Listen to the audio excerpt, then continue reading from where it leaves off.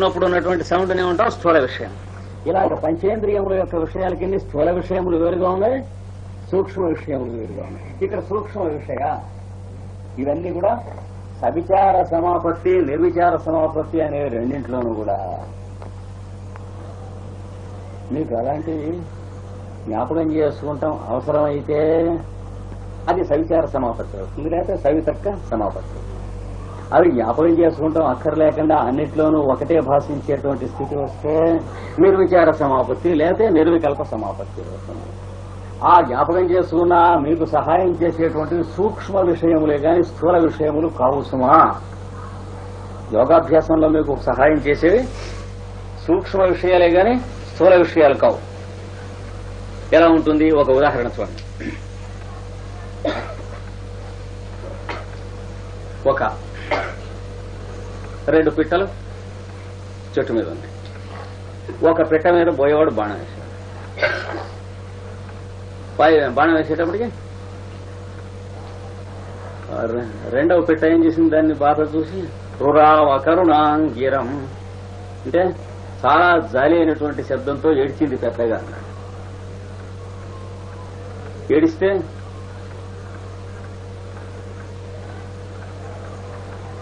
వీడు దుఃఖాన్ని చూశాడు. ఎవరు? వాల్మీకి. చూస్తే దేని దుఃఖాన్ని చూశాడు? దెబ్బతగిలినటువంటి పక్షి దుఃఖాన్ని చూశాడు అనుకోండి. రామాయణం రాదు, ఏడుపు వస్తుంది.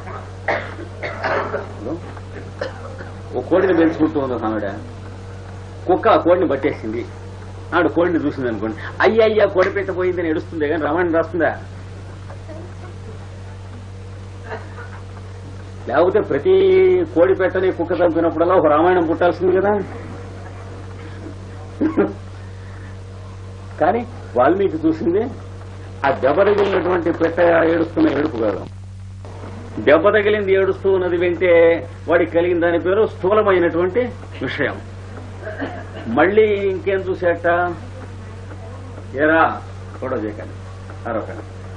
ఇంకా మళ్ళీ ఏం చూసేట, ఈ తను చూసి ఈ పక్షి ఏడుస్తూ ఉంటే ఈ దెబ్బ తగిలిన మగపక్షి ఇంత బాధపడుతూ ఉన్నదే, నేను పోయిన తర్వాత ఇది ఏమవుతుందో అని మగపక్షి దాన్ని చూసి ఏడిచింది. మళ్ళీ ఆ దుఃఖాన్ని విన్నాక 3వ దుఃఖం అది. అప్పుడు వాడికి వాల్మీకి రామాయణం వచ్చింది. అప్పుడు వాడికి నోట్లోంచి ఆ శ్లోకం మానిషాద ప్రతిష్టాంతో మగమ శాశ్వతి సమా యత్క్రౌంచ మిథునాదేకం అవధీష్టామోహితం. అంటే ఏమైంది? సూక్ష్మము ఇంకా సూక్ష్మము అయినటువంటి విషయం. సూక్ష్మ విషయాల్లోకి వెడితే రామాయణం, భారతం, కావ్యాలు, సంగీతం, లలిత కళలు వస్తాయి. స్థూల విషయానికి వస్తే వాళ్ళతో పాటు వీళ్ళు కూడా హోరు హోరు అని ఏడవటం. ఎవరన్నా పోయినప్పుడు కావ్యం రాస్తారా? వాళ్ళతో పాటు ఏడుస్తారు. వాళ్ళతో పాటు ఏడవరు. వాళ్ళు పోతారు, వీళ్ళు ఏడుస్తారు. అది తేడా. అందుకని ఇక్కడ ఏం చెప్పాడు, ఎప్పుడు కూడా యోగాభ్యాసంలో యోగి చేసేటువంటి సాధన సూక్ష్మ విషయానికి సంబంధించి.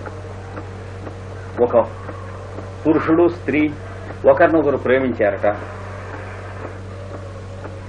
వాడు ఏం చూస్తాడు? పురుషుడిని స్త్రీని చూడడం. వాడు ధ్యానంలో సూక్ష్మ విషయాల్ని చూస్తాడు. లేకపోతే శృంగారం ఎందుకు రాస్తాడు? సెక్స్ రాస్తాడు. సెక్స్ రాసేటువంటి చెత్త ఆఖరికి శృంగారం రాసేటువంటి పవిత్రమైనటువంటి రచయితకి ఏమిటి తేడా? పేడకి బెల్లానికి ఉన్నంత తేడా ఉంది. అంటే శృంగారం అంటే సెక్స్ అనుకునేటువంటి వాళ్ళు, కుక్కలు లాంటి వాళ్ళు చాలా మంది ఉన్నారు. జాగ్రత్తగా ఉండాలి. మీరు వినరా? శృంగారం వేరు. శృంగారం చాలా పవిత్రమైన విషయం. సెక్స్ చాలా సామాన్యమైనటువంటి విషయం, జంతు విషయం. ఆటోమేటిక్ గా యానిమల్స్ కి మనకి కామన్ గా ఉన్నది సెక్స్. మానవుడికి పరమ పవిత్రమైనటువంటి ఒకనొక అనుభూతి శృంగారం. సెక్స్ అనేది పందికి, కుక్కకి, మనిషికి అందరికీ ఒకటే. దానికి వేరే లిటరేచర్, పుస్తకాలు అక్కర్లేదు. సెక్స్ సైన్స్ అవన్నీ అక్కర్లే. సక్సెస్ఫుల్ గా పిల్లల్ని అవిగంటున్నాయి. సెక్స్ కు పుస్తకాలు ఎందుకు? ఓడి పళ్ళు పొగరెక్కితే తప్ప. కనుక సూక్ష్మ విషయం అది.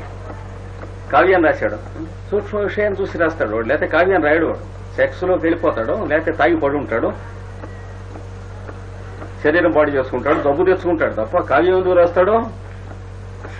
స్థూల విషయం అయితే సూక్ష్మ విషయం కనుక యోగాభ్యాసానికి కావలసినటువంటి వాడికి, లలిత కళలకు కావలసినటువంటి వాడికి, భౌతికానికి పైన అంటే సూప్రా ఫిజికల్ గా ఉన్నటువంటి సూక్ష్మ విషయములు, సూక్ష్మ ఇంద్రియముల యొక్క గ్రహణములు ఉంటుంది.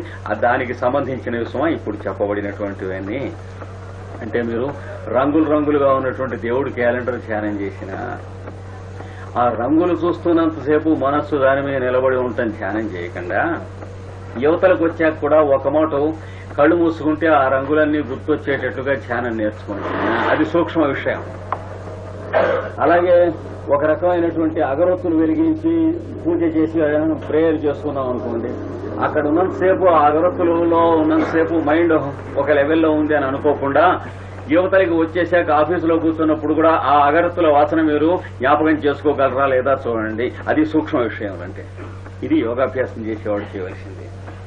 ఇది చేయటం వల్ల సవితర్క సమాధి లేక సవిచార సమాపత్తి వస్తుంది.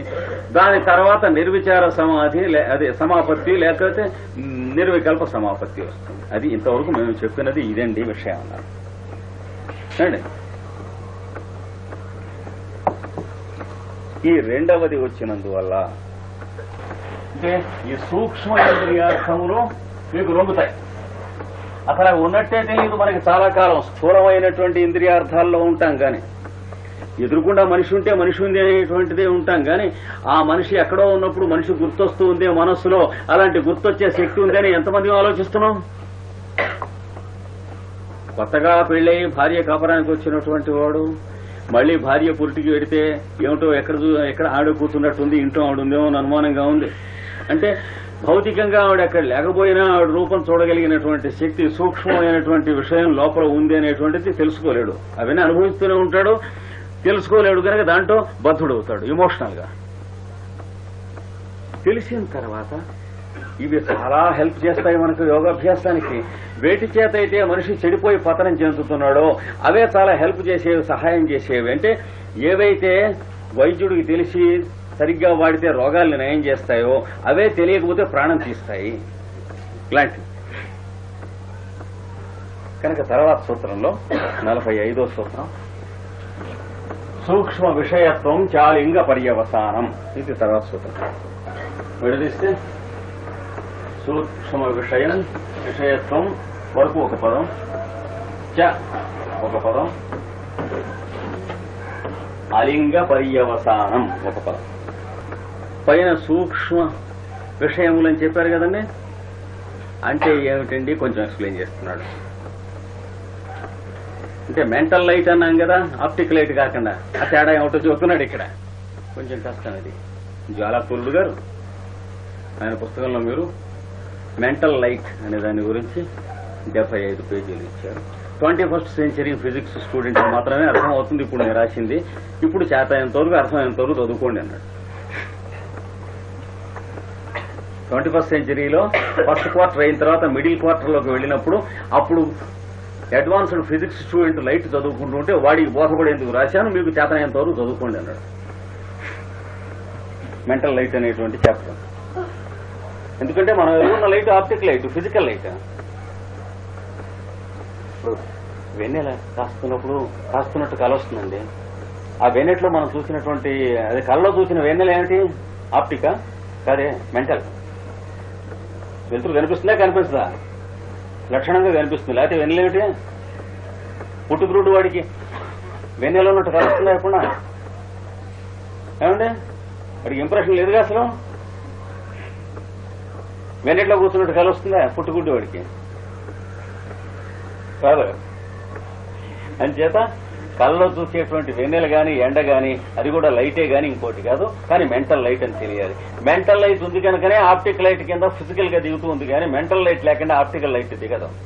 సూర్యరశ్మి కూడా మెంటల్ సూర్యరశ్మి ఉన్నది కనుకనే మనం చూస్తున్న ఆప్టిక్ సూర్యరశ్మి అనే లోకంలోకి దిగుతుంది. మన భూలోక జీవులం ఫిజికల్ గా ఉంటున్నాం కనుక ఫిజికల్ ఐకి కనిపించడం కోసం అని చెప్పి దిగాలి ఆ లైట్.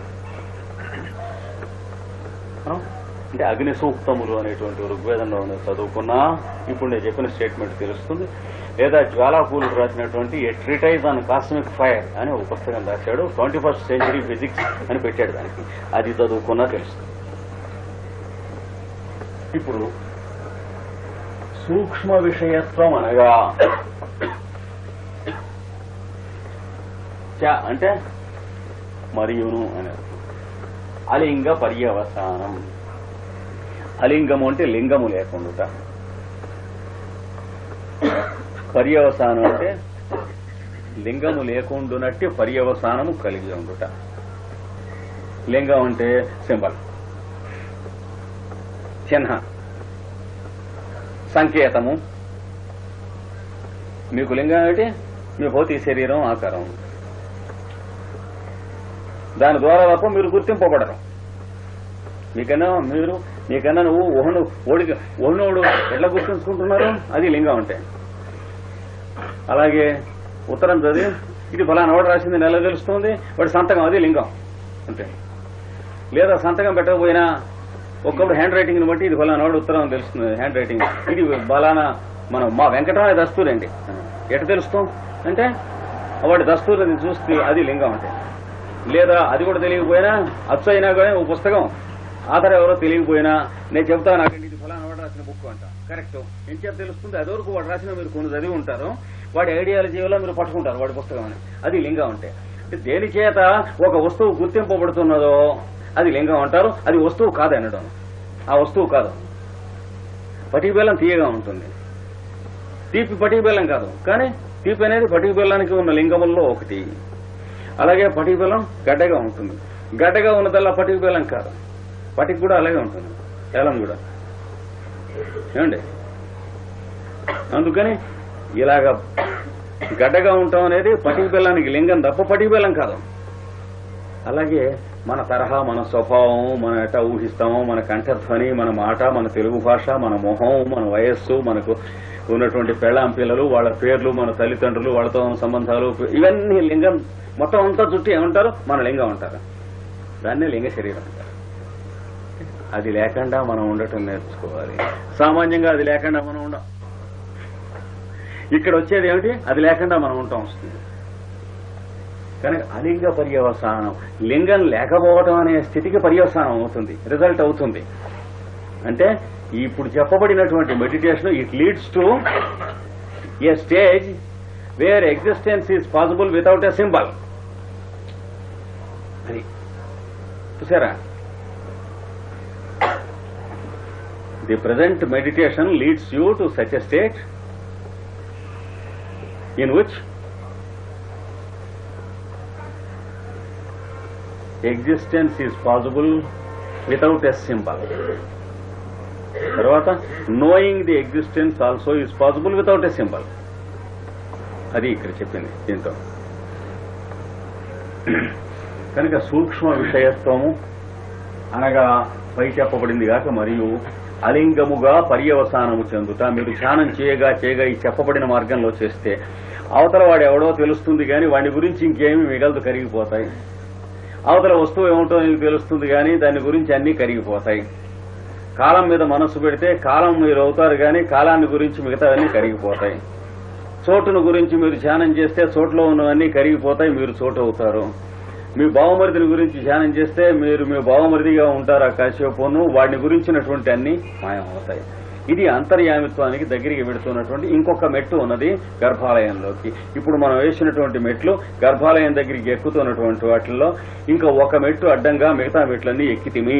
ఆ మెట్టు పేరే సమాధి అంటారు. అది రేపు చెప్పుకుందాం. స్వస్తి ప్రజాభ్య పరిపాలయంతాం న్యాయేన మార్గేణ మహీం మహీషా గో బ్రాహ్మణేభ్య శుభమస్తు నిత్యం లోకా సమస్తా సుఖినో భవంతు.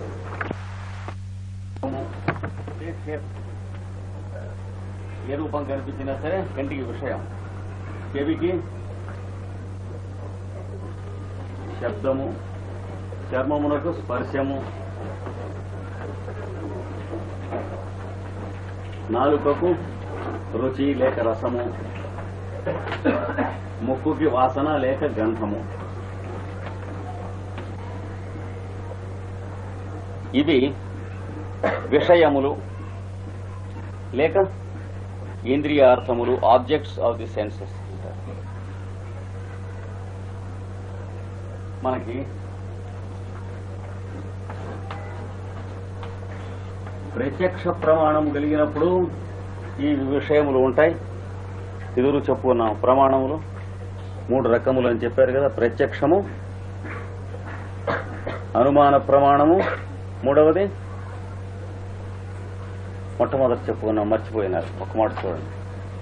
శబ్ద ప్రమాణము లేక ఆగమ ప్రమాణము అని చెప్పాం. 3 ప్రమాణాలు, 3 రకాలు. అంటే మెజర్స్. బయట ప్రపంచాన్ని, దాని యొక్క అస్తిత్వమును మనం గమనించడానికి మెజర్స్ ఎన్ని రకములు? 3 రకములు.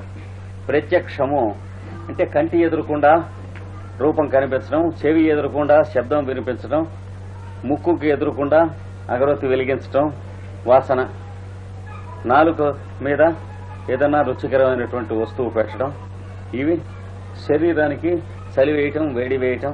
దీన్ని ప్రత్యక్షము అంటే డైరెక్ట్ పర్సెప్షన్స్ అంటారు. అవి ప్రత్యక్షంగా ఉన్నప్పుడు కలిగేటువంటివి స్థూల విషయములు. అంటే gross objects of the senses. అంటే ఇంద్రియములకు ఎదుట స్థూలముగా ఉన్నటువంటి లక్ష్యములు లేక ఇంద్రియార్థములు. అవి కంటికి ఎదురకుండా బల్బు కనిపిస్తూ ఉంటే అది కన్ను అనే ఇంద్రియానికి స్థూలమైనటువంటి విషయం. ఈ విషయములన్నీ కూడాను మనస్సు మీద పనిచేస్తూ ఉంటాయి. చూసారా, కంటికి లైట్ కనిపిస్తుందని మనం అనుకున్నప్పటికీ కూడా మనస్సుకే కనిపిస్తుంది కానీ కంటికి కాదు. చెవికి శబ్దం వినిపిస్తుందని మనం పొరపాటు పడ్డాను, చెవి ద్వారా మనస్సుకే వినిపిస్తుంది కానీ చెవికి కాదు. కాబట్టి మనస్సు పనిచేయకుండా ఉన్నప్పుడు, నిద్రపోతున్నప్పుడు చెవి పక్కన ఏదైనా శబ్దం జరిగినా మెళకువ రాకపోవటం, కంటి ఎదురకుండా ఏదన్నా, కన్ను సగం తెరుచుకుని నిద్రపోతున్న వాడికి కూడా కంటి ఎదురకుండా ఏదన్నా ఎవడన్నా వెడుతూ ఉన్నా కానీ దొంగ వాళ్ళు వస్తూ ఉన్నా కనిపించకపోవటం. ఎందుకంటే చూసేది కన్ను కాదు, కన్ను ద్వారా మనస్సు. అట్లాగే వినేది చెవి కాదు, చెవి ద్వారా మనస్సు. కనుక ఈ మనస్సు, ఇంద్రియములు ఈ రెండు కలిసి ఏమన్నాడు? వాటి చిత్తం అన్నాడు. మొట్టమొదట శాస్త్రం ప్రారంభం చేసినప్పుడు ఈ మనస్సు ఈ ఇంద్రియముల ద్వారా బయట ఉన్నటువంటి ఇంద్రియార్థములను లేక లక్ష్యములను స్వీకరించుట అంటే రిసీవ్ చేసుకుంటాను ఏమన్నాడు? చిత్తము యొక్క వృత్తి లేక చిత్త వృత్తి అన్నాడు. మనం మేలుకుని ఉన్నంతసేపు చిత్తమునకు వృత్తి లేకుండా ఉండటం లేదు, ఏదో ఒక వృత్తి ఉంటూ ఉన్నది. కనుక మనం చిత్తం అనగా ఎట్లాంటిదో ఎరగము. మనం బతికున్న నాళ్ళు ఇన్ని సంవత్సరాల్లోనూ కూడా వృత్తుల్ని ఎరుగుదాము కానీ చిత్తం ఎరగం. మైండ్ అనేది మనం ఎరగం, ఐడియాస్ ఎరుగుదాము కానీ. ఎందుకంటే ఐడియాస్ లేకుండా మైండ్ ఉండటం అనేటువంటిది ఎన్నడూ మనకు జరగలేదు కనుక మేలుకొని ఉండగా. నిద్రపోతూ ఉండగా ఐడియాస్ లేకుండా ఉంటాయి కానీ మైండ్ కూడా ఉండదు, ఏమీ లాభం లేదు.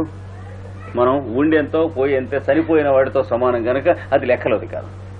కనుక మనకు తెలిసినంత వరకు 25 సంవత్సరాలు బతికిన వాళ్ళం, 30 సంవత్సరాలు ఆయుర్దాయం ఉన్న వాళ్ళం, 40, 50, 60 సంవత్సరాల నుంచి మనం బతుకుతూ ఉన్న వాళ్ళం కూడా మనస్సు అని మనం పిలుస్తూ ఉన్నది అభిప్రాయములు తప్ప మనస్సు కాదు. ఎందుకంటే అభిప్రాయములు లేకుండా మనస్సు ఒక నిమిషమైనా ఉంటే కదా మనస్సు అంటే ఏమిటో మనకి తెలియటానికి.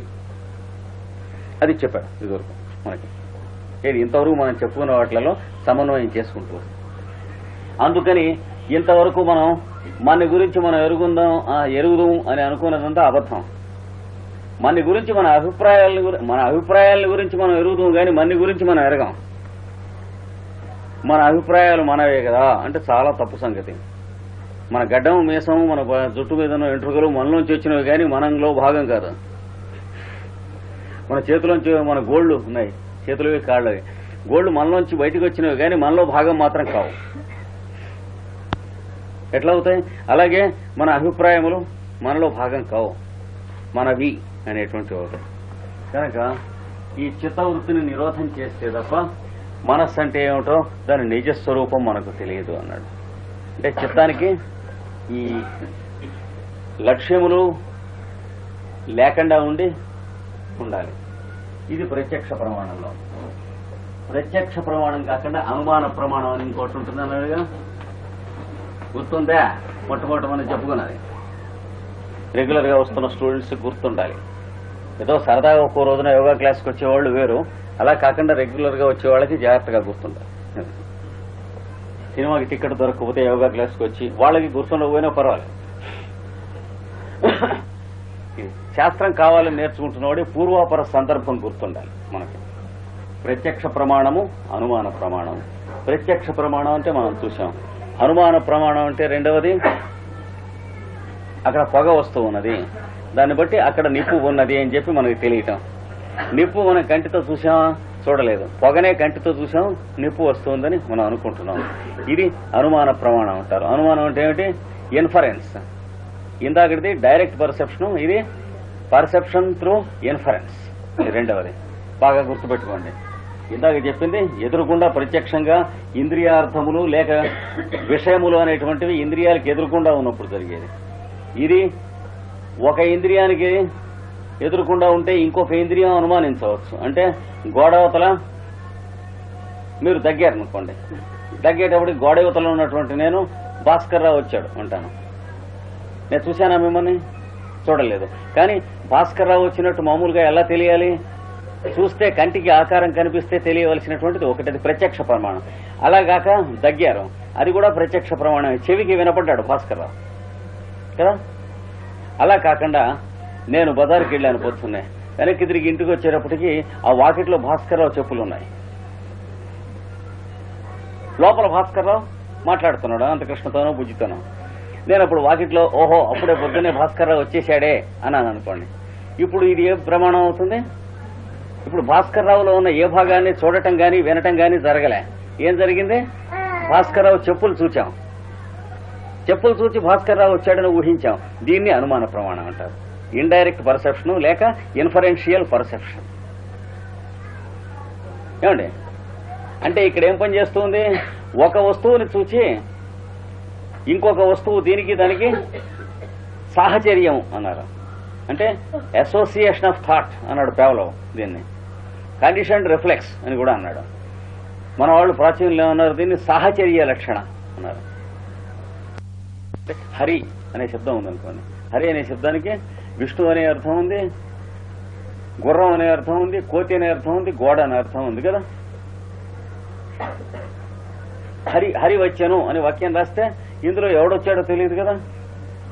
అలా కాకుండా శంఖ చక్రములు ధరించి హరి వచ్చాను అన్నారు అనుకోండి, అప్పుడు మీకు గుర్రం వచ్చిందా కోతి వచ్చిందా అని అనుమానం రాదు. విష్ణు అనేది తెలుస్తుంది.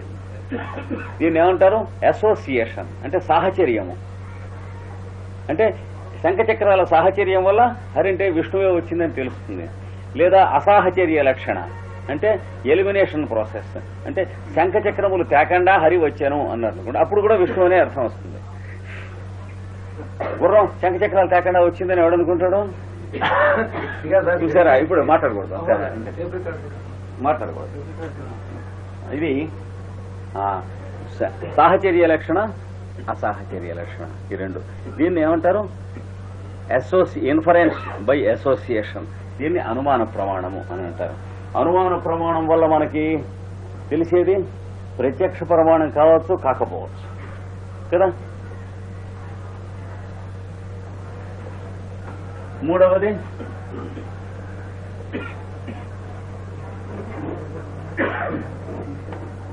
శబ్ద ప్రమాణం లేక ఆగమ ప్రమాణం. ఇది రెండూ కాదు. అంటే అర్థం ఏంటి?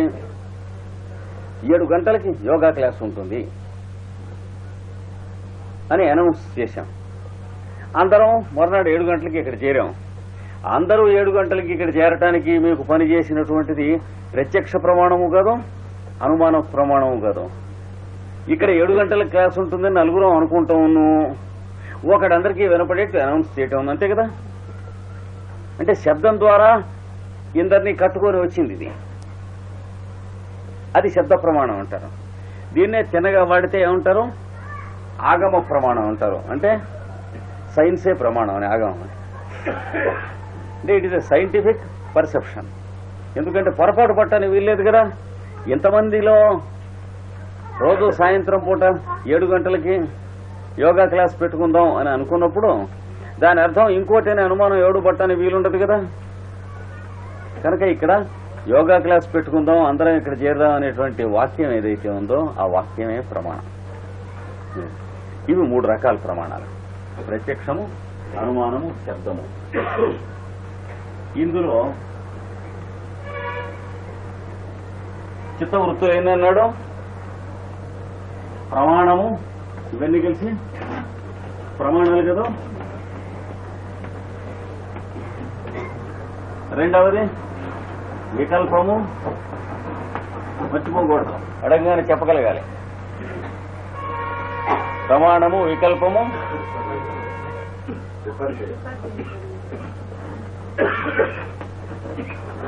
విపర్యయము, నిద్ర, స్మృతి.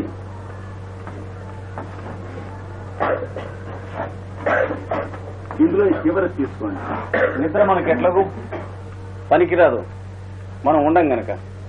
మిగతా వికల్పము, విపర్యయము అనేటువంటివి అట్లా ఉంచండి. ప్రమాణాన్ని ఇందాక తీసుకుని మాట్లాడాం. ఇక్కడ వికల్పం, విపర్యయం అనేది ప్రమాణాన్ని అడ్డగోలుగా వాడటం కనుక ఇప్పుడు మనకు అక్కర్లేదు. చెప్పుకున్నాం కదా అవేమిటో. ప్రమాణాన్ని తలకిందులుగా వాడటం అంటే భాస్కర్ రావు స్కూటర్ కొన్నాడు అనుకోండి. అక్కడ బజార్లో ఎక్కడో రోడ్డు మీద ఒక చోట స్కూటర్ ఉంటుంది. అక్కడ వాకిట్లో కూర్చున్నాడు అనుకోండి కృష్ణాచార్యులు. పొద్దున 8 నుంచి 9:30 వరకు. ఏం చేత? లోపల భాస్కర్ రావు ఉన్నాడని. ఎందుకని? వాకిట్లో స్కూటర్ ఉంది. అప్పుడు కూడా ప్రమాణమే వాడాం. వాకిట్లో స్కూటర్ ఉంది కదా, అనుమాన ప్రమాణం. కానీ ఏమైంది? స్కూటరు సర్వీస్కి, రిపేర్కి అక్కడ షాప్ దగ్గర ఇచ్చేసి వెళ్ళిపోయాడు ఆఫీస్కి భాస్కర్ రావు. వీడు అక్కడ అడిగితే సరిపోయేది. అడగకుండా ఏం చేశాడు? అక్కడ కూర్చున్నాడు బెంచ్ మీద. ఏమిట్రా ఆచార్య గారు చాలా బిజీగా ఉండేవాడు, 8 నుంచి 9:30 వరకు కూర్చున్నాడు నా షాప్ వాడు, ఏమిటి సార్ ఏమైనా పని మీద వచ్చారా అని అడిగాడు. అప్పుడు భాస్కర్ అంటే లేదు సార్ ఆఫీస్కి వెళ్ళిపోయారు. లేరండి. దీన్ని ఏమంటారు? వికల్పం, విపర్యయం. ఈ కేటగిరీలోకి వస్తాయి కనుక ఇప్పుడు మనకు పనికొచ్చే కాదు. అంటే గోల్మాల్ అన్నమాట, అయోమయం. ఇప్పుడు మనకి పనికొచ్చే నిద్ర కూడా పనికిరాదు. మిగిలిందల్లా స్మృతి ఒక్కటి. స్మృతిలో స్మృతి అంటే ఏమిటి? ఇప్పుడు వస్తువు అక్కడ ఉండదు.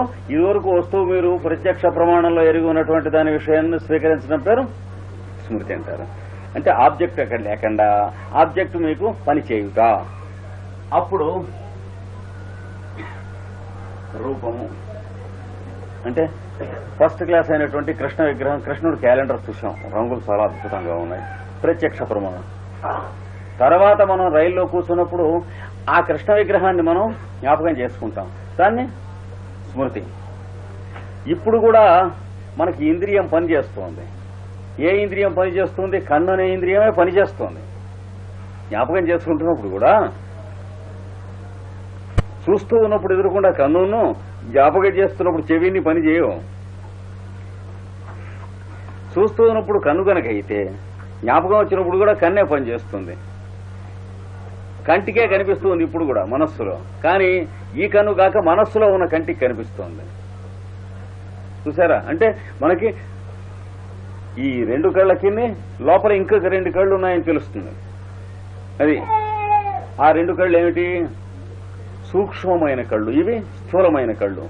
స్థూలమైన కళ్ళతో మనం చూడటం కాకుండా లోపల సూక్ష్మమైన కళ్ళతో కూడా మనం చూస్తున్నాం. స్మృతి ఉన్నప్పుడు మనం చూసేటువంటివి సూక్ష్మమైన కళ్ళు. మామూలుగా ప్రత్యక్ష ప్రమాణంలో చూసేవి స్థూలమైన కళ్ళు. ఇది గుర్తుంచుకోవాలి. అలాగే ఎవరన్నా పాట పాడారనుకోండి, చాలా బాగుంది ప్రార్థన, చాలా శ్రావ్యంగా మధురంగా ఉన్నది, విన్నాను, చాలా సంతోషించాం, బాగుంది, అది ప్రత్యక్ష ప్రమాణం. మళ్లీ తర్వాత ఎప్పుడో మనకి జ్ఞాపకం ఇలా పాడారనేది శబ్దం దగ్గర నుంచి, వాళ్ళ కంఠధ్వని దగ్గర నుంచి గుర్తొస్తుంది అనుకోండి. అప్పుడు కూడా చెవికే వినపడ్డాం, లేదా కళ్ళలో మళ్లీ వాళ్ళు పాడటం కలుస్తుంది అనుకోండి. ఆ ప్రత్యక్షంగా మనం విన్న కన్నా ఎక్కువ బాగా పాడారనుకోండి కళ్ళలో. అంటే ఎంత బాగా అయినా పాడొచ్చు, ఎంత పాడుగా అయినా పాడొచ్చుగా కళ్ళలో, మన పరిస్థితిని బట్టి. ప్రత్యక్షంగా పాడటం అయితే వాళ్ళ గొంతుకు బాగుందే లేదా అనే దాంతో సంబంధం ఉంటుంది. కానీ కళకైతే వాళ్ళ గొంతుకు బాగుందే లేదా, ఈవేళ జలుబు చేసిందే, దాంతో ఏం సంబంధం ఉండదు. ఆ పాట పాడినటువంటి వాళ్ళు గొంతు నొప్పి చేసి, జలుబు చేసి కర్రును దగ్గుతూ పాడైపోయింది అనుకోండి గొంతు, ఆ రోజున మీకు వాళ్ళని గురించి పాట పాడినట్టు కళ వచ్చినా అద్భుతమైన గొంతు వినిపిస్తుంది లేదా?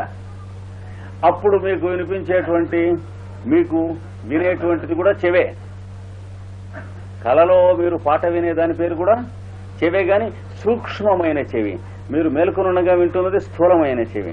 ఇలాగా ఇంద్రియములు 5 స్థూలమైనటువంటి పంచేంద్రియములు ఒక సెట్టును, ఇవి కాక లోపల సూక్ష్మమైనటువంటి పంచేంద్రియములు ఒక సెట్టును ఉన్నాయి.